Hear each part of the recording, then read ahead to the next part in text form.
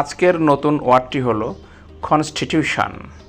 Constitution শব্দের বাংলা অর্থ সংবিধান, শাসনতন্ত্র, গঠনতন্ত্র, নিয়ম ব্যবস্থা, রাষ্ট্র ব্যবস্থা।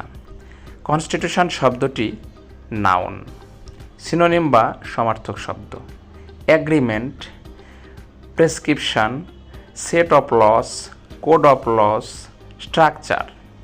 Sentence: every country has a constitution.